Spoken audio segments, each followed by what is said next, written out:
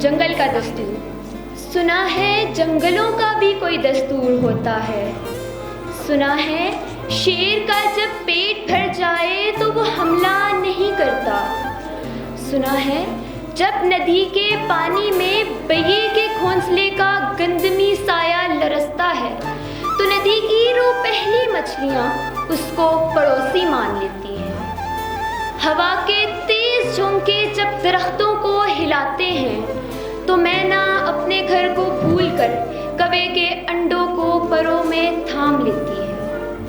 سنا ہے گھونسلے سے جب بچہ گر پڑے تو سارا جنگل جاگ جاتا ہے۔ ندی میں باڑھ آ جائے، کوئی پل ٹوٹ جائے تو کسی لکڑی کے تختے پر گلہری، سانپ، چیتا اور بکری ساتھ ہوتے ہیں۔